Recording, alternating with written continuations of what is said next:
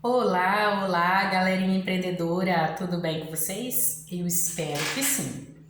Hoje eu estou aqui para passar para vocês algumas dicas muito interessantes referente a funcionários ou colaboradores, como você queira chamar. Então, o tema do vídeo de hoje é o que eu preciso saber antes de contratar um funcionário ou colaborador. Então, aqui nesse vídeo eu vou trazer algumas regrinhas, alguns tópicos importantes que você, empresário, precisa ter conhecimento e calcular aí na sua empresa se compensa ou não contratar um funcionário ou contratar corretamente um funcionário. Eu espero que eu ajude vocês nisso. A primeira dica, a primeira regrinha antes de contratar um funcionário é que você precisa ter em mente que esse funcionário precisa ter uma carga horária diária, uma carga horária semanal e uma carga horária mensal a ser cumprida. Um funcionário não pode, por exemplo, entrar ao horário que bem entender ou que você, empresário, queira que ele entre e saia o horário que ambos queiram, tá? Não, ele precisa ter uma carga horária diária, mensal e semanal para ser cumprida, tá? Eles precisam obedecer essa carga horária. Hoje, geralmente, o que costuma se falar? É lógico que depende um pouquinho da categoria, um pouquinho assim, da carga horária diária, mas a semanal e a mensal, elas seguem via de regra geral. Então, vou citar a horária semanal, que são de 8 horas diárias, mais ou menos, que pode variar um pouquinho da categoria da sua empresa, 44 horas semanais e 220 mensais. Então, o funcionário seu, ele não pode passar, às vezes pode até passar das 8 diárias, dependendo da categoria, mas não poderá passar das 44 horas semanais e das 220 mensais, tá? Horas, carga horária semanais. A semana começa no domingo e finaliza no sábado. Então, dentro desse período, ele precisa obedecer essa carga horária. A segunda regrinha é o quê? Descanso semanal remunerado. Esse funcionário ele precisa ter no mínimo uma folga semanal. Geralmente a gente costuma ver no domingo ou dependendo da carga horária semanal, sábado e domingo, mas no mínimo uma folga semanal esse funcionário precisa ter, ok? Esse funcionário ele tem um piso salarial, ou seja, um salário mínimo a ser ganhado dependendo da categoria que ou cargo, como você queira chamar, ele desempenha na sua empresa. Você, empresário, não pode contratar um funcionário e definir, eu vou te pagar X, vamos supor, um salário mínimo, 1.045. E o sindicato da categoria é quem estipula esse piso de registro, esse piso mínimo a ser recebido pelo funcionário. Então, se você estipulou 1.045 e o sindicato diz que para aquela função é 1.200, você não poderia pagar 1.045. O mínimo que você poderia pagar para esse funcionário é R$ 1.200. Então, o sindicato define um piso mínimo a ser pago para esse trabalhador, que você precisa respeitar, ok? Então, não simplesmente saiam combinando salário, saiam passando salário a rodo aí, que muitas das vezes você está passando ou contratando esse funcionário abaixo do salário permitido. Isso não pode acontecer, ok? Outra dica que eu trago para vocês, outra regrinha que precisa ser cumprida é para os funcionários que tenham carga horária diárias superiores a 6 horas trabalhadas, precisa ter no mínimo 30 minutos de descanso, que você pode chamar de horário de almoço, horário de janta, como for chamado aí na sua empresa, mas o mínimo meia hora de descanso, ok? Outra regrinha, nossa, Bruna, cheio de regrinha, infelizmente na questão trabalhista é cheio de regras, cheio de direitos e também deveres, ok? Pagamento dos salários devem ocorrer no 5º dia útil de cada mês, referente ao mês trabalhado anterior, e todo dia 20 um adiantamento salarial de no mínimo 40% do salário. Então ele vai receber 2 vezes no mês, 5º dia útil e dia 20 de cada mês, pagamento e adiantamento salarial, que muitas das vezes é conhecido como vale, ok?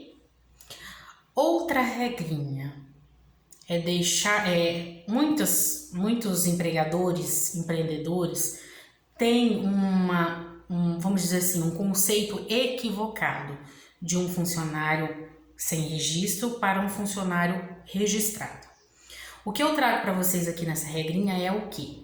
Que todo funcionário sem registro tem os mesmos direitos de um funcionário registrado. Então, se você, o que não é correto, mantém um funcionário sem registro aí na sua empresa, ele tem direito a fundo de garantia, ele tem direito ao salário, ele tem direito ao 13º, ele tem direito a férias. Então, todos os direitos que um funcionário registrado tem, um sem registro também tem. E é comum a gente encontrar, principalmente quem trabalha no departamento pessoal, empregadores ter a ilusão de que porque está sem registro não tem direito. E não é bem assim que acontece, ok?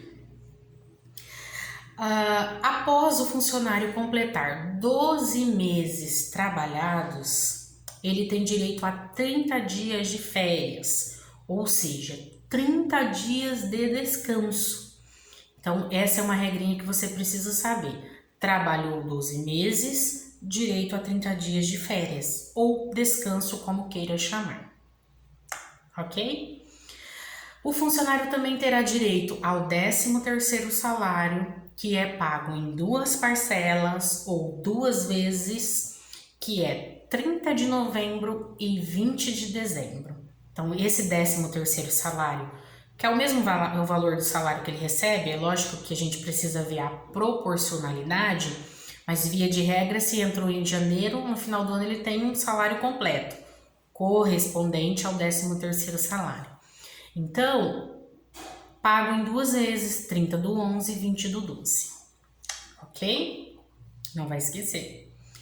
Alguns sindicatos estipulam pagamentos como seguro de vida e acidente, vale alimentação, vale refeição ou cesta básicas.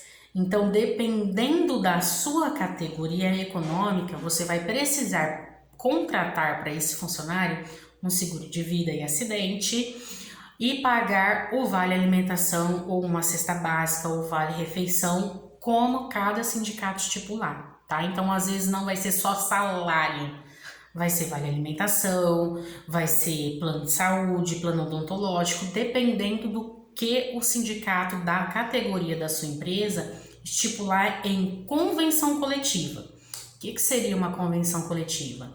É vamos dizer assim, um contrato onde tem todos os deveres que a empresa precisa cumprir perante a esse colaborador, ok? Então, não seria dependendo aí, na maioria das vezes, somente salário. Outra regrinha muito importante é que o funcionário, ele pode fazer hora extra de no máximo 2 horas por dia de trabalho.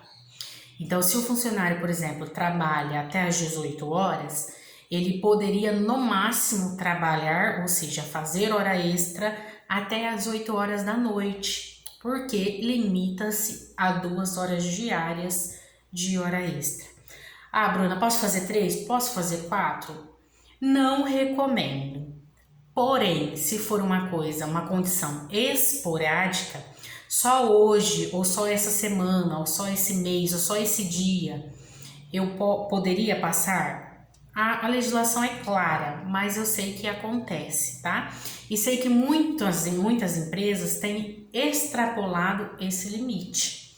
Então, não é recomendado, porque esse fator das horas extras acaba desencadeando outros problemas.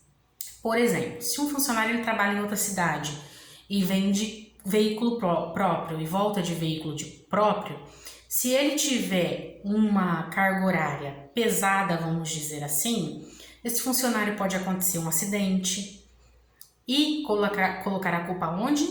No empregador.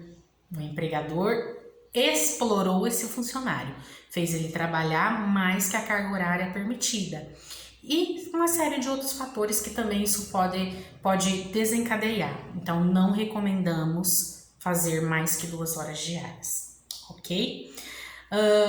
Deixa eu ver se eu consigo lembrar de mais alguma dica que eu não anotei.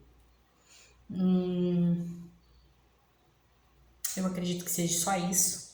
Eu espero que eu tenha ajudado vocês, tenha clareado, principalmente para quem nunca teve um funcionário, ou até mesmo você que tem, mas que não tinha conhecimento, tá? Por hoje é só.